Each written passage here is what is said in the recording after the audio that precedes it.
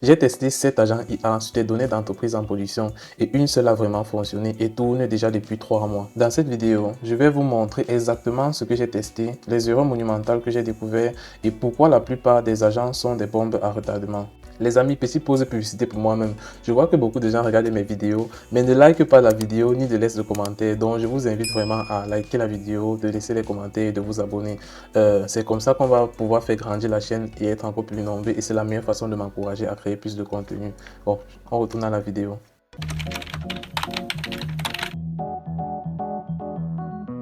Avant de vous commencer à parler des agents et des différents outils que j'ai utilisés, je vais partager avec vous cet article qui montre en fait le même problème que les développeurs sont en train de rencontrer actuellement sur les LLM. Du coup, ce développeur parle par exemple du fait que si votre agent échoue en production, est-ce que c'est votre code, le fournisseur du modèle, la région spécifique ou alors les limitations du taux, du moins, ou alors le cadre d'attribution des causes. Il y a vraiment plusieurs raisons dont il a listé, il en a listé plusieurs, jusqu'à 6, je vois. Et du moins, le meilleur conseil que moi j'ai pu voir ici, c'est de s'arrêter directement au premier axe de vérification. Parce que le problème n'est pas toujours d'essayer de chercher loin.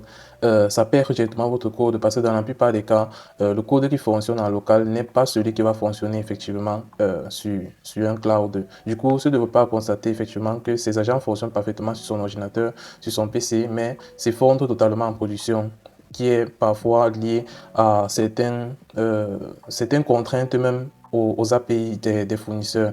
Du moins, ça aide déjà à prendre en compte, peu importe l'outil que vous allez utiliser, peu importe l'agent, je vous l'ai dit, que vous allez utiliser, déjà prendre en compte le fait qu'il y a déjà des rate limites qui peuvent vous empêcher d'aller plus loin.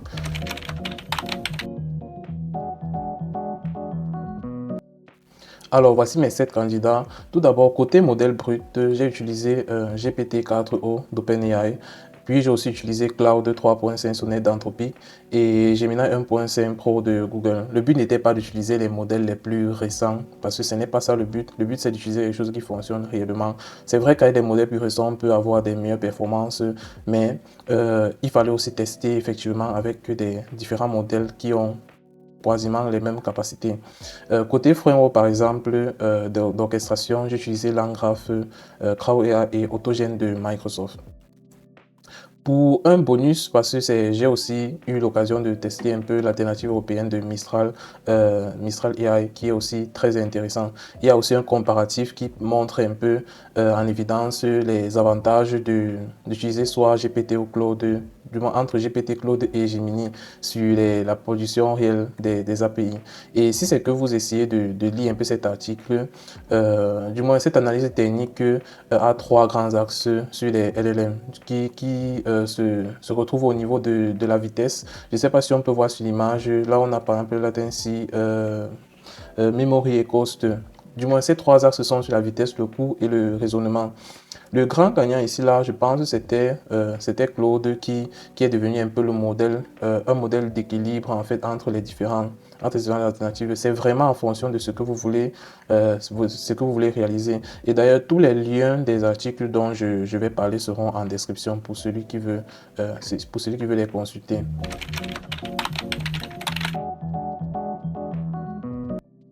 Comme je l'ai certainement répondu précédemment, je te pose sûrement la question de savoir, mais pourquoi exactement cela? Alors, parce que ce sont exactement les outils que tout data ingénieur pourrait utiliser en 2026 ou bien dans les années à venir en fonction des mises à jour. Mais avant de vous donner des résultats, il faut qu'on essaye de parler un peu du problème qui se présente dans notre industrie. En fait, ce qui se passe, c'est quoi? Si vous regardez les benchmarks académiques de Spider, pour la génération de requêtes SQL, tous ces modèles affichent effectivement des scores de plus de 85% de précision, ce qui est très impressionnant et moi-même je n'en doute pas. Mais quand vous utilisez par exemple Live SQL Bench et que tu vas stimuler en fait une base de données d'entreprise avec des millions de colonnes, le taux de succès s'effondre de pratiquement 10 à 20%. Là, c'est vraiment très dangereux, je dirais, parce que le même modèle avec deux réalités différentes. C'est pour ça qu'aujourd'hui, les critères de test doivent être évalués par vous-même en production, pas juste se baser sur des résultats parce que eux, Ils ne font pas des tests sur des données réelles d'entreprise, ils font des tests sur des datasets, je dirais parfaits, et ce qui ne contient pas en fait la complexité du code, par exemple, d'un code Pandas ou bien des cours réels, des sessions de travail face à des API ou bien de Panda API. Ça, c'est un peu déjà le vrai mensonge au niveau des benchmarks. Mais pour quelqu'un qui teste un peu ça, il verra en fait la meilleure alternative. Et il y a effectivement des articles qui parlent de cela, comme celui-ci. C'est où on dit par exemple Why LLM write the best analytical SQL. Ici, on essaie de voir par exemple que TinyBert qui démontre que les LLM chutent drastiquement sur des vraies données, sur des vraies bases de données d'entreprise qui, contrairement au score que l'on essaie de voir, comme je l'ai illustré précédemment, cela ne reflète pas vraiment les réalités du terrain. Ici, ils ont essayé de détailler effectivement en fonction des différents modèles testés comme Claude, Gemini, d'où moi-même j'ai essayé de faire des tests pour voir si c'est que cela était vraiment vérifié ou pas. Là, ce sont les résultats, par exemple, de l'accuracy. La prononciation en anglais, c'est pas trop ça, mais vous avez sûrement compris. Du moins, Claude, par exemple, n'est pas excellent sur la vitesse, mais il excelle en fait en validité, de réussir à valider plus de données qu'autre chose. Ce n'est pas son point fort la vitesse, mais c'est pas un problème. D'où, si c'est que la vitesse n'est pas ton problème, tu pourrais plus partir sur Claude et Gemini, par exemple, n'est pas vraiment le meilleur choix parce que la latence détruit parfois l'utilisabilité en fait de ton flux de travail. Comme les autres articles, le lien sera en description.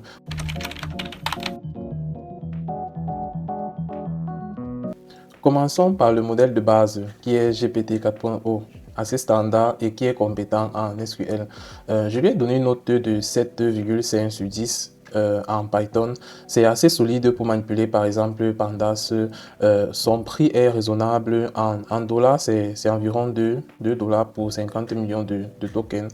Je vous mettrai, on regardera bien sûr certaines références ensemble sur les taux, bien peut-être si c'est que les données sont ajournées. Du moins, le prix actuel devrait être celui-ci. Et disons que les caches sont aussi automatiques. Les caches sont automatiques et le seul problème ici, là, c'est au niveau de la rate limite. Sa vraie faiblesse apparaît effectivement lorsqu'on essaie de charger beaucoup de données. La limite est pratiquement à 10 000 requêtes par minute lors d'un stretch test, ce qui peut faire le job, mais pas dans la plupart des cas.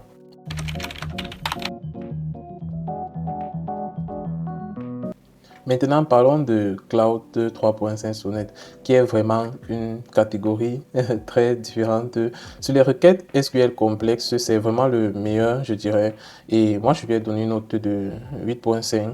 Et que ce soit la génération de code, nous le savons tous, Cloud est vraiment excellent. Il écrase tous les concurrents avec les benchmarks et il a quand même 80% de réussite contre 58% de GPT. Comme je vous ai dit, je me base sur ces modèles-ci, pas sur les modèles les plus récents. Il est un peu plus cher en théorie, mais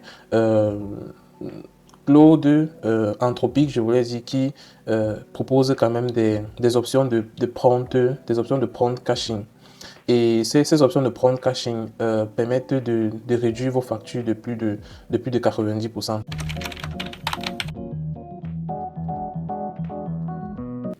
Enfin, côté Gemini 1.5 Pro, son super pouvoir, effectivement, c'est sa fenêtre de contexte de plus de 2 millions de tokens. Vous pouvez littéralement donner toute une documentation de votre data warehouse. Il va réussir à digérer tout cela. Mais le piège ici, là, c'est le côté financier. Parce que si vous dépassez déjà les 200 000 tokens, le prix, lui, va doubler instantanément. Et c'est pas vraiment ce que n'importe qui travaille avec des modèles voudrait souhaiter. Et le stockage en cache vous est facturé par exemple à l'heure. Et si vous ne payez pas vos caches après un traitement par l'eau, vos factures cloud peuvent exploser par exemple en un week-end. Je pense qu'il y a un article, cet article-ci, qui explique par exemple toute l'évolution des coûts qui ont été en fait orchestré. Du moins, les récentes modifications de facturation de Gemini qui transforment en fait son immense fenêtre de contexte en un petit piège, pas un petit piège, un gros piège caché sur les facturations horaires. Et disons que pour ce type de tâches, le stockage du contexte coûte cher si on oublie effectivement de purger. C'est vraiment c'est le problème principal en fait de Gemini qui a dû modifier en fait ses prix depuis. Déjà, je pense que ce schéma s'y montrait depuis mars. Il y a toujours des modifications de prix par rapport à ses concurrents.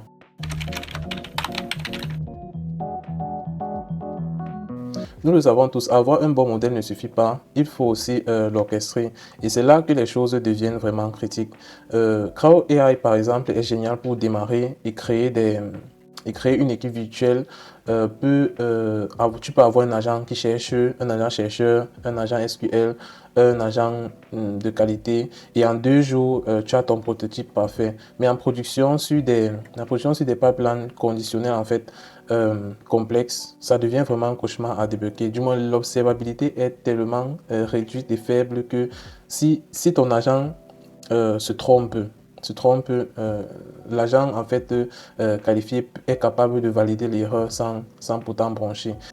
En fait, ceci nous amène à un grand danger qui est autogène et plus largement, vu que ce sont des agents avec l'approche conversationnelle, c'est ici que j'ai découvert que ce qu'un papier de recherche de 2026 appelé Reasoning Trap, qui est le piège du raisonnement, et essaie de nous expliquer comment est-ce que tout cela fonctionne. En fait, c'est une étude académique qui, qui, qui essaie de prouver en fait que l'amélioration des capacités du raisonnement des LLM amplifie paradoxalement leur tendance à halluciner des appels d'outils. Du moins, c'est cette étude académique qui essaie de développer cela. En fait, plus plus LLM est puissant, plus il va inventer des fonctions qui n'existent pas. C'est un peu ça le souci du reasoning trap. Et c'est un peu contre-intuitif puisque vous utilisez un modèle performant en raisonnement comme par exemple O3 ou bien GPT 5.5, un peu plus récent. Plus il va halluciner des outils, s'il ne trouve pas la bonne table dans votre base de données, au lieu de dire que je ne sais pas ou bien je n'ai pas trouvé cette information, il est capable d'inventer une fonction qui n'existe pas et renvoyer une fausse donnée et vous pondre un rapport qui a l'air parfait, mais euh, qui est totalement faux. Et pour des données d'entreprise, cela n'est pas acceptable. Avant de vous donner le grand gagnant, et j'aimerais vraiment faire une mention spéciale à Mistral Edge V3, la version V3, qui m'a surpris vraiment dans les tests parce que, bon, surtout par rapport au prix. Avec sa baisse de prix, il y a quelques mois de cela, qui est passé de 0,50 centimes pour le million de tokens. C'est vraiment 80% moins cher que ses concurrents. Pas besoin de lire un article par rapport à cela, il suffit de faire juste une comparaison réelle. Et il a aussi l'avantage d'avoir un RGPD natif, ce qui est actuellement beaucoup sollicité dans les entreprises. Et il y a effectivement une vidéo, la vidéo précédente, que j'ai parlé de ça pour expliquer un peu les réalités par rapport à l'IA et tout ce qui va arriver dans le monde des entreprises.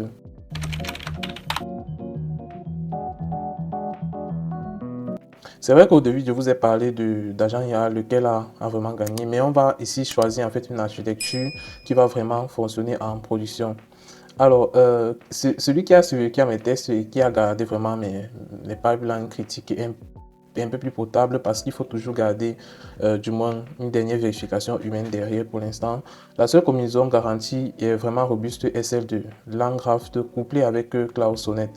Pourquoi? Parce que LangGraph n'est pas un système de chat, c'est une machine à état fini qui essaie En fait, il force l'agent à suivre des chemins stricts, ce qui va un peu neutraliser l'hallucination des grands modèles. Vous pouvez par exemple faire des pauses automatiques pour qu'un humain puisse valider en fait des actions critiques avant que cela ne soit exécuté dans la base de données. Comme par exemple, on peut faire des requêtes complexes et ajouter une vérification humaine sur le résultat final pour pouvoir faire un double contrôle pour s'assurer que cela est correct. Et, et oui, l'Angraph a effectivement une courbe d'apprentissage très brutale, mais il faut compter peut-être moins d'un mois pour essayer de monter un bon prototype. L'avantage, c'est que le prix à payer effectivement sur le long terme est vraiment multiplié par l'infini, je dirais, parce que vous n'aurez plus besoin de contrôler à chaque fois vos pipelines qui vont tourner à certaines heures de la nuit. Et ça reste le meilleur combo comme investissement sur le long terme que de risquer sur des outils qui ne vont pas vous rassurer et ne pas vous faire dormir la nuit. Donc, du moins, le grand gagnant actuellement pour moi, c'est vraiment l'Angraph qui va vraiment contrôler tout mon système et la puissance de code de CloudSonnet avec ses optimisations de prompt caching. Alors maintenant que vous savez quel est l'outil vraiment qui va être utile, dans une prochaine vidéo, je veux partager mon écran ensemble parce que je vais vous montrer simplement quel outil j'ai choisi. On va analyser ensemble à 100% des pipelines automatisés sur 48 heures avec l'Angraph et Claude et comment vous pouvez vous-même cloner mon code que j'aurais utilisé pour essayer de maintenir vos données, d'entreprise et de maintenir toute infrastructure en fait qui peut être intégrée avec cela. Donc je vous donne rendez-vous dans la prochaine vidéo. N'oubliez pas de laisser un like sur cette vidéo et de vous abonner.